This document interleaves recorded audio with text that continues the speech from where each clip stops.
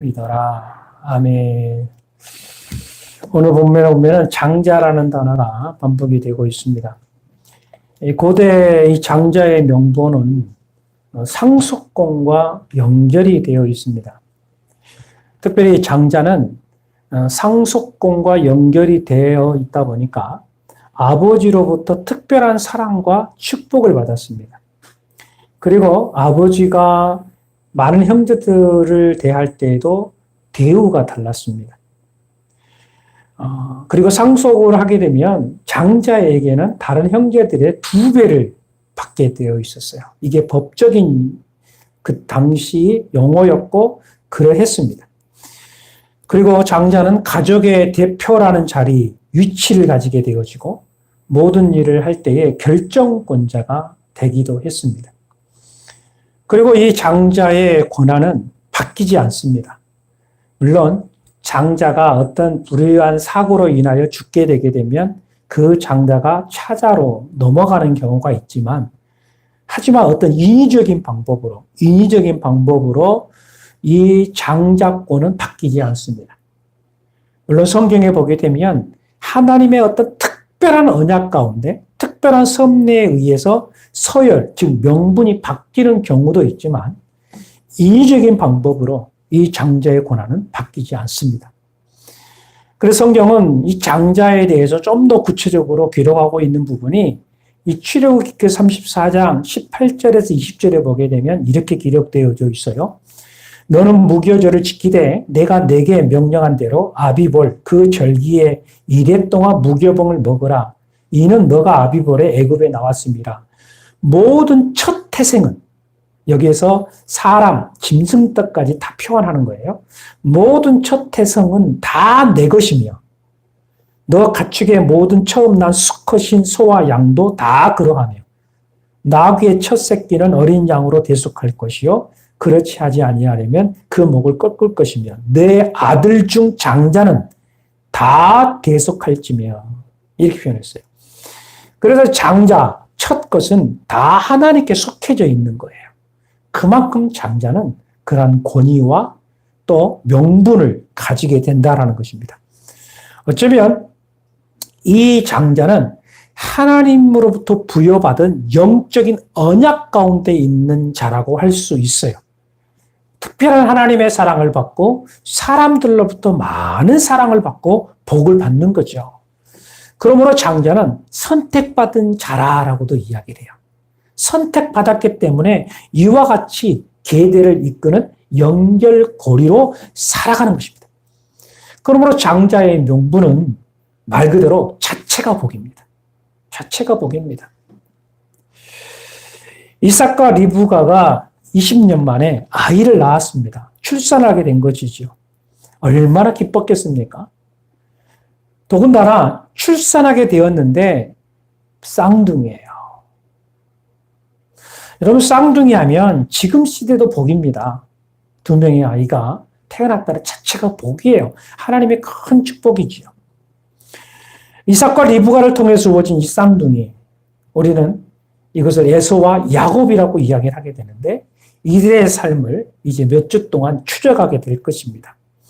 그들의 그 흥미진진한 삶을 보면서 그들과 함께 하신 하나님의 그 역사가 얼마나 크게 나타난지를 우리가 성경을 통해서 보게 될 거예요. 마침내 이스라엘이라는 거대한 민족, 지금도 아랍권에 가면 이스라엘이라는 나라가 있지 않습니까? 그 이스라엘에 세워지는 서막이 오늘 본문의 시작이 되는 것입니다. 24절에서 26절 말씀을 같이 한번 읽겠습니다. 24절에서 26절 시작. 그 해상 기한이 찬즉 태에 쌍둥이가 있었는데 먼저 나온 자는 붉고 전신이 토록 같아서 이름을 에서라 하였고 후에 나온 아우는 손으로 에서의 발꿈치를 잡았으므로 그 이름을 야곱이라 하였으며 리브가가 그들을 낳을 때에 이삭이 60세였더라. 아멘. 리브가가 출산을 하게 되었습니다. 이제 먼저 태어난 아이, 쌍둥이잖아요. 한 명이면 괜찮은데 이 쌍둥이기 때문에 궁금하잖아요. 누가 태어나느냐가 관건이잖아요. 그래서 먼저 일단 태어난 아이가 장자권을 획득하는 거예요. 모든 축복권을 획득하면서 나오게 되는 것이고 더군다나 아버지의 사랑을 받게 되는 것입니다. 첫 번째 아이가 태어났습니다. 이 첫 번째 아이가 태어난 이 부분을 성경은 아주 상세하게 기록을 했어요. 그 나온 자의 모습이 어떤 모습이었느냐 하면 붉고 전신이 털옷 같았다. 아이가 태어났는데 전신이 붉었어요. 여러분 우리 아이들 태어나는 거 보잖아요. 물론 이제 어떤 핏덩이처럼 나오지만 닦아내면 하얀 백옥 같은 피부가 나오잖아요. 그죠? 그런데 이 첫째 아이가 이렇게 핏덩이를 다 이렇게 닦아낸도 보고 온 몸이 전신이 붉었다라고 표현했어요. 붉었다. 그리고 붉은 것뿐만 아니라 어린이인데 온 몸에 전신이 털옷 같았다라고 했거든요. 이 전신이 털옷 같다라는 의미는 뭐냐면 털이 많은 겉옷을 입은 모습처럼 털이 많았다고 그랬어요. 조금 상상이 되죠. 그러니까 온 몸에 이 털이 막 이렇게 자라있는 모습을 보게 된 거예요. 자, 어떻게 그림이 그려집니까? 저는 이 아이가 어떻게 그려졌느냐 하면 붉고 온몸 털이 구두두두 이렇게 막 나 있는 모습 보니까 이 건강미가 보이지 않습니까? 아이인데도 뭔가 좀 건강해 보이고 튼튼한 아이. 그렇게 보여지는 거예요. 아버지 이삭이 그것을 볼 때에도 그랬을 거라는 거죠. 20년 만에 만난 아이, 얼마나 기쁘고 사랑스럽겠어요? 그런데 자기가 하는 일이 목축업이잖아요. 그런데 이 현 시대에 정말 잘 적응할 만한 건강하고 튼튼한 아이, 야성미가 넘치고 이목구비가 뚜렷하게 보이고 혈기 왕성한 아이로 잘 자랄 듯한 아이로 눈에 보이는 거예요. 너무 좋은 거예요. 너무나 건강한 아이. 너무나 튼튼한 아이가 태어난 거니까 이삭은 기분이 너무너무 행복했던 것 같아요. 그래서 그 아이의 이름을 에서다라고 이름을 기록을 했어요. 에서다라고 했어요. 그리고 난 다음에 두 번째 아이가 태어났습니다. 바로. 근데 너무너무 신비스러운 일이, 신기한 일이 벌어져요. 어떤 일이냐면 보통 아이가 쌍둥이가 태어나면 첫 번째 아이가 태어나서 몇 초 간격으로 길게는 몇 분 간격으로 태어난다고 해요. 그런데 이 두 번째 아이는 첫째 아이가 태어나는데 이 첫째 아이가 태어난 그 아이의 발 뒤꿈치를 잡고 쭉 따라 나오는 거예요. 이것을 성경은 기록을 했다는 거예요. 이상하죠? 첫째 아이가 태어났는데 그 발 뒤꿈치를 잡고 그 어린아이가 뒤꿈치를 잡고 따라서 나왔다라고 성경은 기록을 하고 있어요. 도대체 이게 무슨 일인가? 도대체 이게 무슨 현상인가? 물론 대수롭지 않을 수도 있어요. 뭐 그렇게 할 수도 있겠지. 그렇게 태어날 수도 있겠지라고 생각할 수 있으나 그러나 이거는 분명한 의미가 있어요. 왜 의미가 있느냐 하면 지난 시간에 우리가 말씀을 보았죠. 22절에 보게 되면 이 리브가의 뱃속에서 뭐가 일어났다고요? 싸움이 일어났다 그랬잖아요. 태중에 두 아이가 서로 싸우는지라라고 했거든요. 그러면 뱃속에서부터 이 아이들이 왜 싸웠을까요? 요동치며 싸웠어요. 그런데 이 싸우는 감정이 끝나고 난 다음에 태어날 때에 이 두 번째 아이가 첫 번째 아이 발 뒤꿈치를 잡고 태어났다고 한다면 이것은 분명히 어떤 의미가 있다는 이야기죠. 그렇죠? 의미가 있다는 이야기야. 그래서 이 의미를 보고 아버지 이삭은 둘째 아이의 이름을 야곱이다라고 이름을 지었습니다. 야곱이다. 자, 27절 말씀을 보십시다. 눈이 조금씩 감기죠. 졸릴 수 있어요. 정신 바짝 차려야 됩니다. 27절 같이 읽습니다. 시작. 그 아이들이 장성함에 에서는 익숙한 사냥꾼이었으므로 들사람이 되고 야곱은 조용한 사람이므로 장막에 거주하니. 아멘. 이제 두 아이의 성장을 성경은 계속해서 보여줍니다. 첫째 에서는 아버지가 생각했던 대로 어떤 사람이 됐더라? 들사람이 되었더라. 들사람이 되었더라. 초원을 뛰어다니면서 양을 치기도 하고 때로는 초원을 뛰어다니면서 들짐승을 잡으러 다니는 사냥꾼의 삶을 살았다라고 이야기를 했어요. 태어날 때부터 야성미가 넘치더니 멋진 남성이 된 겁니다. 한번 생각해 보시죠. 아버지가 아들을 볼 때에 야성미 넘친 모습으로 활이나 돌이나 그런 거를 갖고 다니면서 짐승을 막 잡아오는 거예요. 뭐 멧돼지도 잡아오고 뭐 이래저래 뭐 동물들 잡아가니까 이 얼마나 멋있습니까? 든든해 보이지 않았겠습니까?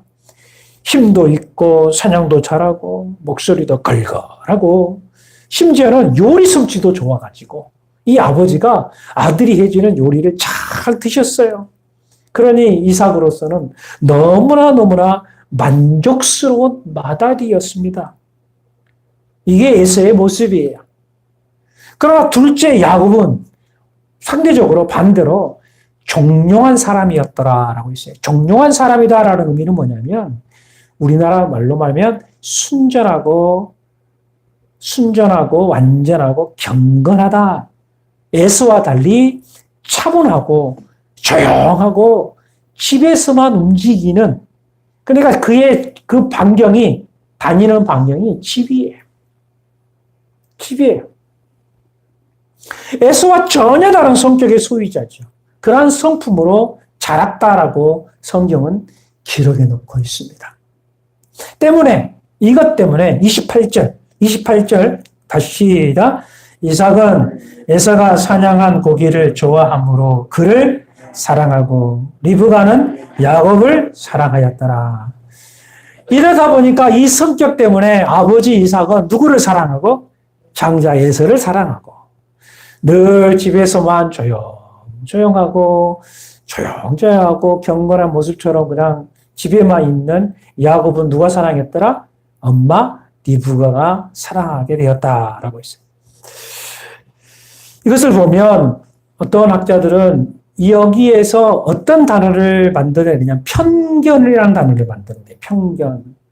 아버지는 첫애를 사랑하고 엄마는 둘째를 사랑하고 부모가 편견했다라고 이야기를 하는 학자들도 있어요.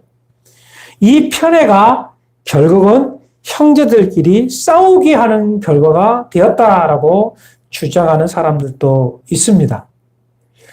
충분히 저도 일리가 있다라고 생각을 합니다. 부모의 편견이, 자식에 대한 편견이 자녀들에게 잘못된 영향을 줄 수도 있는 건 사실이에요. 분명히 아버지 이삭은 에서가 장자이기 때문에, 그리고 야곱은 엄마가 볼 때에 어떻게 안쓰러워서 결국은 야곱을 도와주는 역할로 어머니의 역할이 보여줄 수도 있어요. 이게 가능성이 있다고 저는 생각을 해요. 하지만 여기까지 가면 안 되죠. 물론 이것도 맞아요. 그런데 우리가 좀 더 생각해 볼 필요가 있어요. 그건 뭐냐면 이거예요. 이삭과 리브가는 아버지와 엄마는 두 아들에게 어떤 모습을 보여줘야 되느냐. 이게 더 저는 중요하다고 생각을 해요. 내가 사랑하는 아들이기 때문에, 내가 사랑하는 아들, 특별히 사랑하는 아들이기 때문에 인간적인 방법으로 정이 더가는 걸 인정을 합니다. 하지만 여러분, 여기만 그치면 안 되겠죠. 물론 현대에 보면 부모가 자식을 사랑해요. 당연히 사랑합니다. 10자식이 있어도 다 10자식 사랑합니다. 손가락 깨물어서 안 아픈 손가락이 없듯이 10자식 다 마음에 품고 사랑하는 거 부모의 마음이에요. 물론 현 시대에 그렇지 못한 부모들이 많지요. 자식들을 함부로 대하고 폭행하고 폭력하고 방임하고 방치하고, 최근에 그런 일들이 주변에 많이 일어나지 않았습니까? 근데 또 반대로 저는 이런 생각도 해봅니다. 도리어 부모가 자녀들 눈치 보는 부모들. 저는 이것도 문제라고 저는 생각을 해요. 자녀들 눈치 보는 부모가 많아요. 이 방임과 방치는 어린아이들에게만 해당되는 단어가 아닙니다. 내 자식이 아무리 성장을 했어도 40이 되고 50이 되었어도 그들을 바라볼 때에 내 자녀일 뿐이에요. 그러면 나는 부모로서 부모의 역할을 해야 된다는 거죠.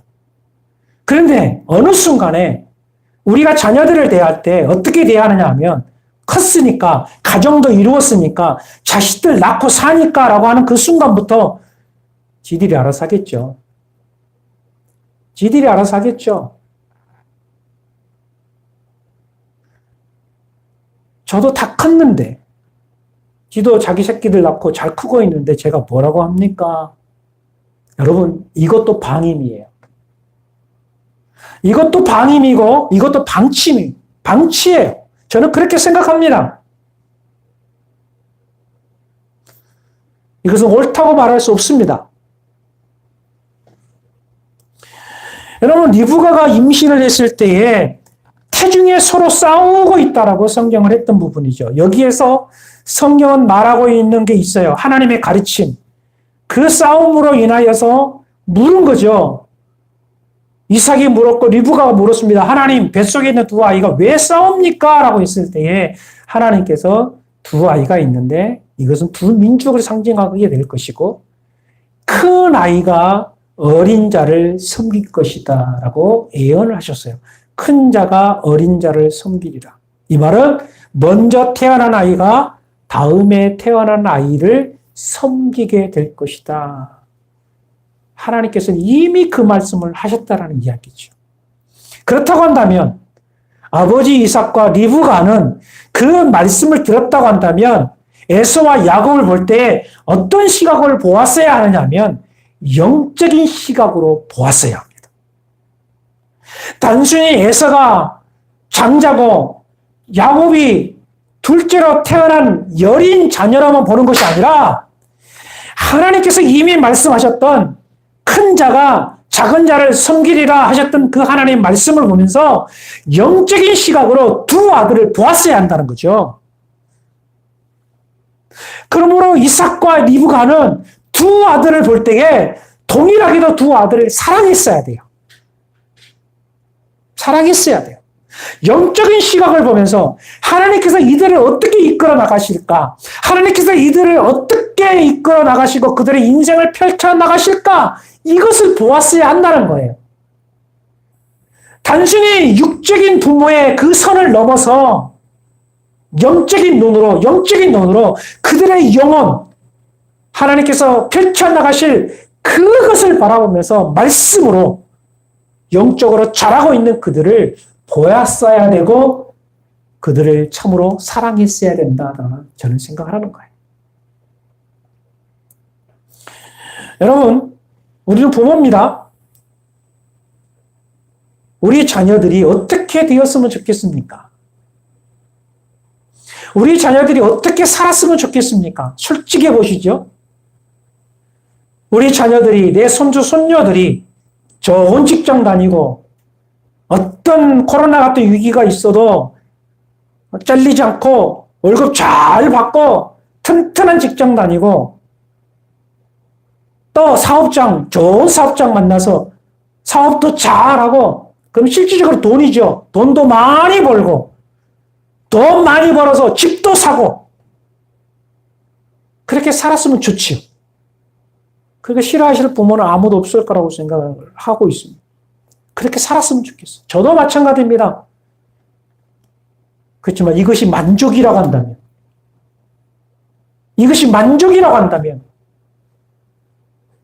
생각해 봐야 될 부분이에요.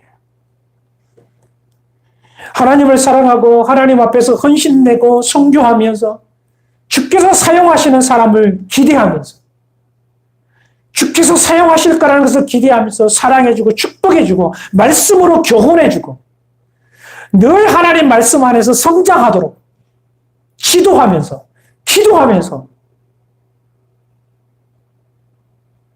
그리고 그 말씀 안에서 그 가르침 안에서 성장하는 자녀가 된다고 한다면 여러분 어떤 자녀가 되었으면 좋겠습니까? 여러분 우리 자녀들을 우리가 해야 될 것은 뭐냐면 단순히 육신의 부모를 넘어서서 영적인 부모의 자리로 들어가야 합니다. 아멘? 육적인 자녀가 아니라 영적인 자녀로도 양육을 해야 된다는 거죠.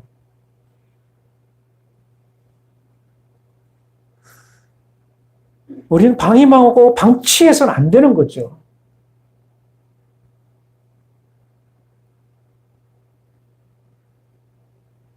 해야 할 도리를 해야 되는 거예요.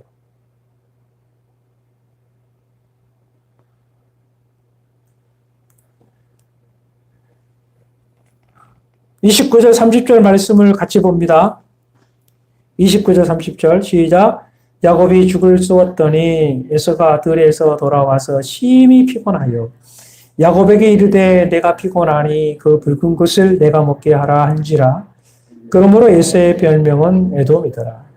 여기서 죽이라는 단어는 끓이다라는 말이 포함되어 있습니다. 그래서 우리와 같은 거의 비슷한 게 있어요. 우리가 붉은 게 팥죽 같은 거잖아요. 그죠?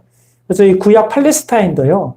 이 젓갈색 콩이 있다고 그래요. 젓갈색 콩. 이 콩에다가 쌀을 넣고 양파를 넣고 올리브 기름으로 잘 섞어 끓여서 먹는 게 죽이에요.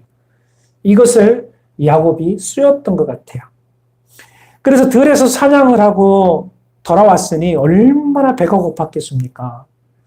이성을 상실할 정도로 배가 고팠던 것 같아요. 더군다나 이 에서가 태어날 때부터 그가 몸이 무슨 색깔이었어요? 붉은색이었죠. 그러니 이 죽도 붉은색이니까 거기서 에서의 별명이 생겼어요. 에돔. 그 에돔이라는 뜻이 뭐냐면 붉은 자, 죽처럼 북다해서 이 에돔이다라고 별명을 지었어요. 그래서 에서야 하는 것보다 에돔아 그러는 게 별명을 불렀던 것 같아요. 그런데 이 별명이 재미있게도 후에 에서의 후예가 세운 나라가 에돔이에요. 에돔 국가가 바뀌게 되는 경우가 있어요. 그런 상태입니다. 31절에서 33절 말씀 같이 읽습니다. 시작. 야곱이 이르되 형의 자정의 명분을 오늘 내게 팔라. 에서가 이르되 내가 죽게 되었으니 이 장자의 명분이 내게 무엇이 유익하리요. 야곱이 이르되 오늘 내게 맹세하라. 에서가 맹세하고 장자의 명분을 야곱에게 판지라. 아멘. 여기서 보면 하나님께서는 태중에 있는 아이들을 보면서 큰 자가 어린 자를 섬기리라 했던 이 부분, 이것을 명확하게 해주는 부분, 그리고 이 비밀을 벗겨주는 이 부분이 오늘 본문 9절이에요. 여러분, 장자의 명분은 소 뒤에 제가 설명을 했죠. 이 장자의 명분 자체가 복이에요. 그렇죠? 명분 자체가 복입니다. 하나님이 주신 선물이고 선택이고 은혜입니다. 부친의 어떤 권위에 공식적으로 계승을 받고 부친 사후에는 재산까지도 상속을 받는 그러한 위치예요. 더군다나 여러분, 이 에서와 야곱의 가문이 어떤 가문입니까? 그 아버지는 이삭이고 그 아버지는 누구예요? 믿음의 조상 아브라함이에요. 여러분, 아브라함이라는 게 누구예요? 아브라함은 거대한 언약에 하나님이 특별히 선택한 그런 아브라함 아닙니까? 그 아브라함의 가문, 그리고 하나님께서는 그 아브라함과 어떤 언약을 맺었어요? 너에게 복을 줄 것이고 너뿐만 아니라 너의 후손, 하늘의 별과 같이 바다의 모래와 같은 엄청난 후손을 내가 너에게 줄 것이며, 내가 너와 함께 하였던 것처럼 너와 내 후손과도 내가 함께하며 이 언약이 끝까지 이루어지도록 내가 도와주겠다라는 게 영원한 언약을 세운 가문 아닙니까? 그렇죠? 그러므로 이 언약의 복을 계속해서 가질 수 있는 것이 바로 장자권에 있다는 거예요. 그러므로 이 장자권은 포기할 만한, 포기해도 돼요? 안 포기해야 돼요? 이 장자권은 포기해야 돼요? 포기하지 않아야 돼요? 어떤 일이 있어도 목에 칼이 들어와도 죽는 순간까지 이 장자권은 포기해서는 안 되는 거예요.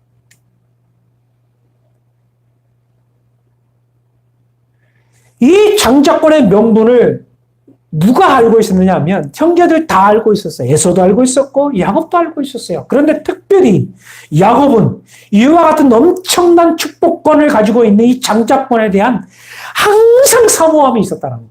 태어날 때부터. 어디서부터? 뱃속에서부터 무슨 일이 모르지만 에서가 먼저 나오니까 그냥 잡아당기려고 발꿈치를 잡았는지 아니면 따라 나오려고 발전기를 잡았는지 모르지만 야곱은 그때부터 이 장자에 대한 사모함이 있었다는 이야기죠. 절실히 사모함이 있었어요. 이야, 이 장자권만 나한테 있었으면, 이 장자권의 명분이 나에게 있었으면 그런 간절한 마음이 있었어요. 아버지 아브라함, 할아버지 아브라함, 아버지 이삭의 대를 이어서 내가 이 가문의 장제를 가지고 있었으면, 이 명분만 나에게 있었으면 하는 그런 간절한 마음이 야곱에게 있었다라는 이야기예요. 여러분, 어미새가 새끼를 많이 낳죠? 동물의 왕국 보면은 새끼 새들 많이 나오잖아요. 근데 이 어미새가 새끼 새들에게 먹이를 주잖아요. 어떻게 줄까요? 어느 새끼 새에게 먹이를 많이 줄까요? 순서대로 1, 2, 3, 4, 5 채워가지고 1번 먹었으니까 땡. 그 다음 2번, 그 다음 3번 그렇게 줄까요? 여러분, 놀랍게도 어미새는 어느 새끼에게 많이 주느냐면 입을 크게 벌리는 새끼에게 먹이를 준대요. 입을 크게 벌리고 입주둥이를 크게 벌리고 하면서는 그 고개를 뻗대는 그런 새끼에게 한 번, 두 번, 세 번, 네 번, 다섯 번을 준대요. 간절히 사모하는 새에게 주는 거예요. 성경은 이렇게 표현합니다. 시편 81편 10절에 나는 너를 애굽 땅에서 인도하는 여호와 내 하나님이니 내 입을 크게 열라 내가 채우리라. 성경에 분명히 말씀합니다. 하나님이 나는 여호와다. 애굽에서 인도한 여호와다. 기적의 하나님이다. 그러므로 너 입을 크게 열어라. 내가 채우리라.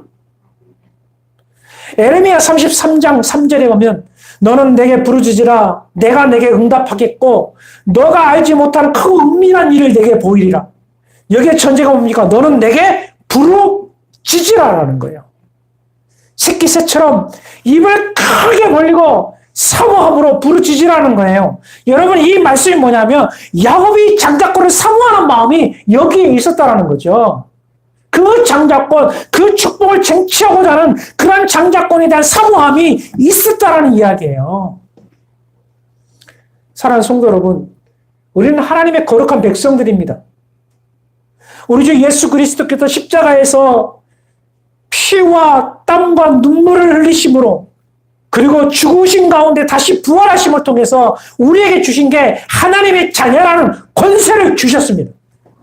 그렇다면 여러분, 그 권세가 우리에게 있다고 한다면 그 권세를 누릴 수 있어야 합니다. 우리는 내가 하나님의 자녀가 되고 싶어서가 아니라 예수 그리스도를 통해서 내가 하나님의 자녀가 된 거예요. 그래서 우리는 담대하게도 하나님 앞에 하나님이 아니라 아버지라고 부르는 거예요. 하나님 아버지. 하나님 아버지. 그렇게 부를 수 있는 특권이고 자격이 주어졌어요. 믿으십니까? 그렇다고 한다면 우리가 그것이 있다고 한다면 우리는 하나님에 대한 사모함이 있어야 돼요. 하나님의 은혜를 사모해야 돼요. 하나님의 아버지가 나에게 줄 그 은혜를 사모해야 되는 거예요. 당당하게 아버지께 요청해야 된다는 거죠. 당당하게 아버지께 요청해야 돼요. 아버지 하나님 나를 도와주십시오. 아버지 하나님 나의 기도를 들어주십시오. 아버지 하나님 내 마음의 이런 불편을 해결하여 주시옵소서라고 요청할 수 있어야 된다는 이야기예요. 믿으십니까? 우리는 아버지 앞에 담대하게 복을 달라고 더 큰 은혜를 달라고 당당하게 요청할 수 있는 자격이 우리에게 있다라는 이야기예요. 하나님, 코로나로 인하여 지금 상황이 너무나 좋지 않습니다. 내 가정에 지금 현재 물질 때문에 너무나 어려운 일이 있습니다. 하나님, 내가 낳은 내 자식이지만 내가 말을 듣지 않고 내 자녀들이 너무나 힘들게 합니다. 하나님 아버지, 나에게 은혜를 베풀어 주십시오. 더 크게 입을 열고 하나님 앞에 간절함이 우리에게 있어야 된다는 이야기예요. 더 하나님 앞에 깊이 들어가야 된다는 이야기죠. 그것이 바로 장자권을 사모하는 야곱의 모습이요, 저와 여러분이 간직하고 있어야 될 모습이라는 사실입니다. 그런데 에서는 어떠합니까? 에서 32절의 말씀 보면 내가 죽게 되었으니 이 장자의 명분이 내게 무엇이 유익하리요? 이 장자권이 나에게 무엇이 유익하겠느냐? 34절에 보면 에서가 장자의 명분을 뭐 했더라? 경홀히 여김이었더라. 에서는 스스로 생각합니다. 내가 지금 현재 배가 고파 죽을 지경인데 명분이 뭐가 그리 중요하겠어. 그래, 가자. 아유, 명분이 있어봤자 뭐해.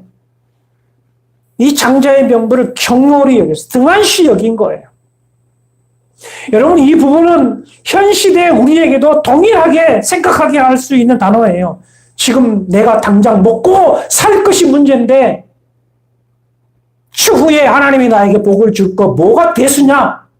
내가 천국 가는 거 뭐가 대수이겠느냐? 지금 이제 내가 삶을 살아가는 게 더 중요한데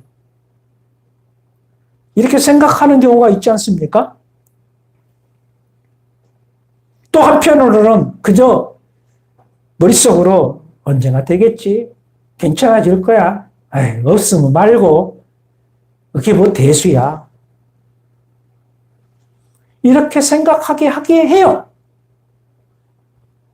여러분, 이런 생각에 대하여 성경은 뭐라고 표현하느냐면 히브리서 12장 16절에 이러한 생각, 이러한 에서의 생각, 이러한 지금 우리의 생각을 뭐라고 성경은 표현하느냐면 하나님의 복을, 하나님의 언약을 멸시했다라고 표현했어요. 하나님의 복을 멸시했더라.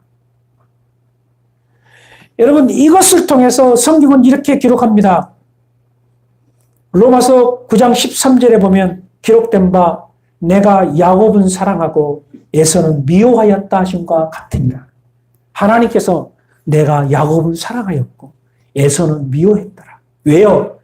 언약권에 대한 간절한 사모함 속에서 그 하나님의 언약을 붙잡기로 원했던 야곱 하나님을 사랑했고 그 하나님의 언약 축복권을 멸시하고 경멸히 여기는 에서는 하나님 미워하셨다라는 거죠.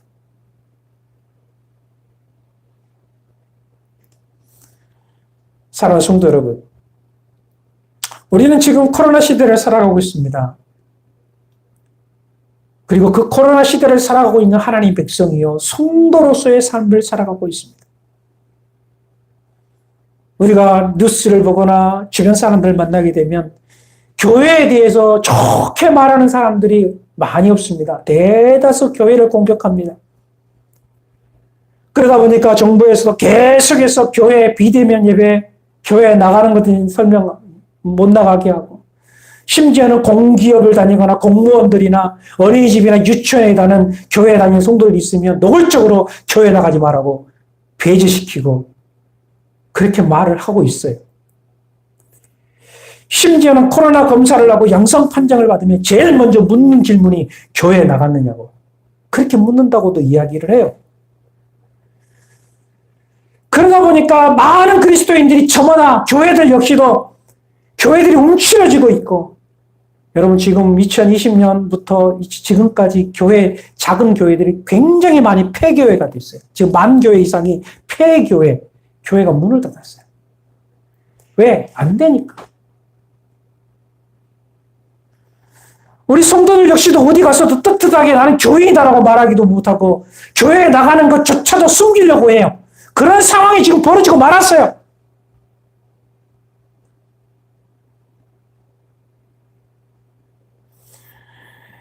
여러분, 우리는 오늘 본문 말씀을 통해서 우리 스스로에게 질문을 던져야 합니다. 이 판국에 교회에 나가서 뭐합니까? 이 판국의 신앙생활에서 뭐합니까? 이 시국의 전도에서 뭐합니까? 이 시국의 교회가 뭡니까? 여러분, 우리 스스로가 영적 권위를 상실하고 있고 우리 스스로가 이 영적 권위를 경멸히 여기고 있다는 게 더 무서운 거예요. 교회가 교회를 비난하고 교회가 교회를 손가락질하고 심지어 나가서 이 판국의 기도에서 뭐합니까? 어렵고 힘든데 기도해서 뭐합니까? 교회에 나간다면 뭐합니까? 전도해서 뭐합니까? 선교해서 뭐합니까? 먹고 살기도 바쁜데 내 코가 석잔데 교회 문 닫으면 말죠. 신경 안 써요. 여러분 어쩌면 이 에서의 모습은 과거의 모습이 과거만 있었던 사람이 아니라 어쩌면 지금 현 시대에 살고 있는 우리들의 모습 안에도 이 에서의 모습이 지금 꿈틀꿈틀거리면서 살고 있다고 생각할 수 있습니다. 사랑하는 성도 여러분, 저는 말씀을 준비하면서 그리고 강단에 설교를 하면서 지금도 저는 변하지 않는 하나의 진실한 고백. 내가 고백하고 있는 단어는 이거예요. 나는 절대로 에서가 되지 않겠다. 나는 절대로 에서가 되지 않겠다. 어떤 상황이 되고 어떤 환경이 되어도 나는 절대 에서가 되지 않겠다. 나는 야곱이 되겠다. 나는 야곱처럼 앞으로 어떤 상황과 어떤 위기가 올지 모르겠으나 나는 그래도 하나님을 사랑할 것이고 나는 예수 그리스도를 사랑할 것이며 나는 교회를 사랑할 것이며 하나님이 내게 주신 그 말씀을 지켜나갈 것이다.